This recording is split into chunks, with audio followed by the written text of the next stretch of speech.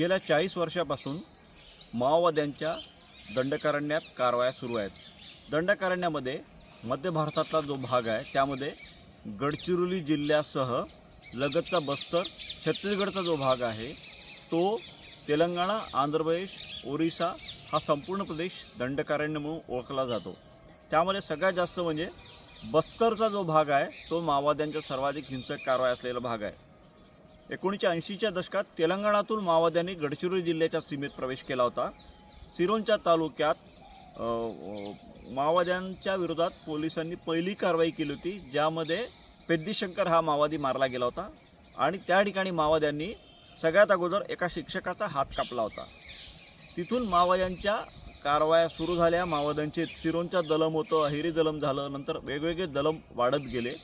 माओवाद्यांनी गडचिरोली जिल्ह्यात पूर्ण आपल्या संघटनेचा विस्तार केला। त्यानंतर छत्तीसगडमध्ये माओवादी गेले। छत्तीसगड आता माओवाद्यांचं मोठं बलस्थान झालेलं आहे। माओवाद्यांसाठी तेलंगणा, छत्तीसगड, महाराष्ट्राच्या ज्या सीमा लागून आहेत या सीमा माओवाद्यांसाठी खूप मोठ्या फायदेमंद अशा सीमा आहेत, कारण एका राज्यातून हिंसक कारवाया करून माओवादी दुसऱ्या राज्यात जातात। आपण जर बघितलं तर गेल्या 5-6 वर्षापूर्वीपर्यंत माओवाद्यांच्या हिंसक कारवाया मोठ्या प्रमाणात होत होत्या, मात्र आता सुरक्षा दलांना यश येत आहे। 2017मध्ये कसनासूर बोरियाची जी चकमक झाली होती त्यामध्ये 40 माओवादी ठार झाले होते। त्यावेळी अभिनव देशमुख पोलीस अधीक्षक होते आणि त्या काळातल्या त्या एन्काउंटरनंतर गडचिरोली जिल्ह्यात माओवाद्यांच्या कारवायांच्या रोखण्याच्या दिशेने आता कारवाई सुरू झालेल्या आहेत। महत्त्वाचं म्हणजे पोलीस ठाणी जी आहेत माओवाद्यांच्या बलस्थानामध्ये असलेले जो परिसर आहे त्या ठिकाणी पोलीस ठाणं उभारणं हे खूप मोठं आव्हान असते। संदीप पाटील गडचिरोलीचे पोलीस अधीक्षक असताना काही महत्त्वाची पोलीस ठाणी उभारण्यात आली होती आणि त्याचा फायदा पोलीस दलाला मोठ्या प्रमाणात झालेला आहे। आता ती परिस्थिती पूर्णपणे तशाच पद्धतीने सुरू आहे। त्यानंतर आलेले शैलेश बलकवडे असतील किंवा त्यानंतर आलेले अंकित गोयल असतील, आत्ताचे विद्यमान SP निलोत्पल, या सगळ्यांनी एकच रणनीती अवलंबली आहे, ती म्हणजे माओवाद्यांच्या बलस्थानामध्ये पोलीस ठाणी उभारणे।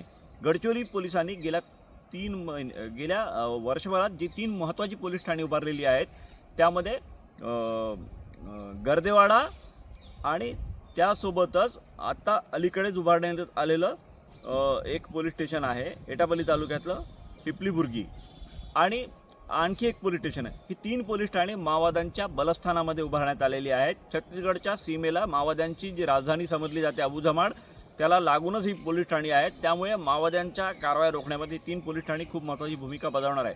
आपण लगतच्या छत्तीसगडचा जर विचार केला तर छत्तीसगड हे माओवाद्यांसाठी साऊथ बस्तर, दक्षिण बस्तर हे मुख्य केंद्रबिंदू आहे, ज्यामध्ये सुकमा, बिजापूर, नारायणपूर हे 3 जिल्हे गडचिरोली जिल्ह्याला लागून आहेत। माओवाद्यांच्या सर्वाधिक कारवाया याच भागात आहेत। माओवाद्यांची पीपल्स गुरिल्ला आर्मी ही मोठी बटालियन आहे, ज्यामध्ये 200 पेक्षा जास्त जहाल माओवादी आहेत। 2021मध्ये टेकलगुडम, बिजापूर, सुकमा जिल्ह्याच्या सीमेवर असलेला जो भाग आहे त्या ठिकाणी एक मोठं एन्काउंटर झालं, ॲम्बुश होता माओवाद्यांचा। त्या ॲम्बुशमध्ये फसून 25 जवान शहीद झाले होते।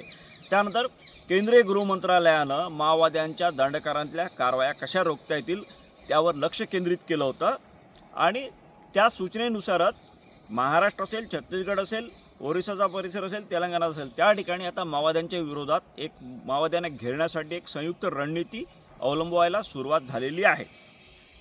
सगळ्यात महत्त्वाचं म्हणजे टेकलगुडमच्या हल्ल्यानंतर हिडमा हे नाव चर्चेत आलं। माओवाद्यांची जी पहिली पीपल्स गुरिल्ला आर्मी बटालियन आहे त्याचा हा पहिला कमांडर आहे हिडमा, 8वीपर्यंत शिकलेला। त्याच्यावर 5 राज्यात मिळून 3 कोटीपेक्षा जास्तीचं बक्षीस आहे। 4 मोठ्या घटना घडवण्यामध्ये हिडमानं महत्त्वाची भूमिका बजावली होती, ज्यामध्ये 76 जवान शहीद झाले होते। दंतेवाडा जिल्ह्यात ताडमेटलाचा मोठा ॲम्बुश होता, त्याचा मास्टर माइंड हिडमा होता।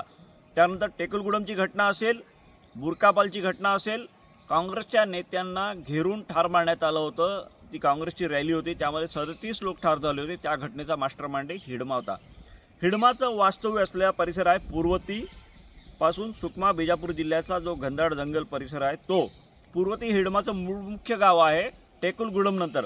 आणि अशा भागात हिडमाला त्याच्या बटालियनला घेरण्यासाठी आता छत्तीसगड पोलिसांनी आपलं एक टार्गेट निश्चित केलं।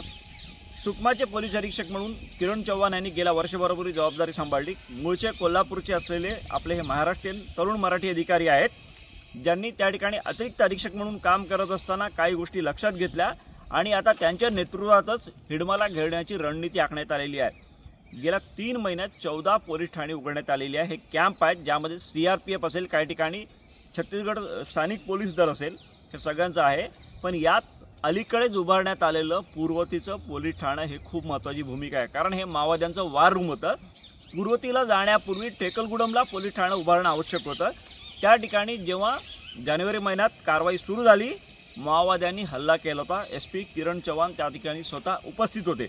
तब्बल 500 माओवाद्यांनी जवानांना घेरलं होतं। मात्र 5 तास मोठं एन्काउंटर झालं। त्यानंतर या ठिकाणी माओवाद्यांना हुसकावून लावण्यात आलं। मात्र 3 जवान दुर्दैवी या घटनेत शहीद झाले होते। मात्र कॅम्प उघडण्यात यश मिळालं। त्यानंतर पूर्वतीच्या दिशेने वाटचाल सुरू झाली। अलीकडेच पूर्वतीमध्ये माओवाद्यांचं गड, हिडमाचं मुख्य गाव, त्या ठिकाणी हे पोलीस ठाणं उभारण्यात आलेलं आहे। त्या ठिकाणी पोहोचत असताना 10 पेक्षा जास्त वेळा एन्काउंटर झालं। माओवाद्यांनी अनेक ID ब्लास्ट केले। हा घनदाट जंगलाने वेढलेला जो भाग होता पूर्वतीचा, त्या ठिकाणी पोहोचणं खूप कठीण कार्य होतं। मात्र पोलीस किरण चव्हाण यांच्या नेतृत्वात पोहोचले। 4 दिवसात त्या ठिकाणी पोलीस ठाणं उभारण्यात आलं। माओवाद्यांचं हे वार रूम होतं जिथून 4 मोठ्या घटनांची आखणी हिडमानं केली होती। कारण त्या भागात हिडमाचं वास्तव्य, बटालियनचं वास्तव्य, इतर प्लाटूनचं वास्तव्य आणि माओवाद्यांचे मोठे केंद्रीय नेते त्या पूर्वती गावात वास्तव्याला असायचे। त्या ठिकाणी माओवाद्यांनी त्यांची जी आहे आमच्या गावात आमचं सरकार ही संकल्पना अंमलात आणली होती। पूर्वती गावात माओवाद्यांची शेती, माओवाद्यांनी तयार केलेला तलाव, या सगळ्या गोष्टी होत्या। महत्त्वाचं म्हणजे त्या ठिकाणी माओवाद्यांचं ट्रेनिंग कॅम्प होतं। संघटनेत आलेल्या अनेक तरुणांना माओवाद्यांनी शस्त्र चालवण्याचं प्रशिक्षण त्या ठिकाणी दिलं होतं। असं हे वार रूम होतं। आता हेच वार रूम पोलिसांचं बलस्थान बनणार आहे। हे पोलिसांच्या ताब्यात आहे। या ठिकाणी अर्ध्यापेक्षा जास्त पोलीस ठाण्याचं काम पूर्ण झालेलं आहे आता आणि मोठे हेलिपॅड या ठिकाणी उभारलं जात आहे। MI-17 असे जे 4 हेलिकॉप्टर, मोठे हेलिकॉप्टर वायुदलाचे छत्तीसगड पोलिसांकडे आहे। त्याचा वापर दंड करण्यात, कुठल्याही मोठी हिंसक घटना घडली, जखमी जवान असतील किंवा फोर्सला ये-जा करण्यासाठी त्याचा वापर केला जातो। तर तसे हेलिकॉप्टर उतरता येतील, नाईट लँडिंगची व्यवस्था असेल, असं हेलिपॅड त्या ठिकाणी उभारलं जात आहे।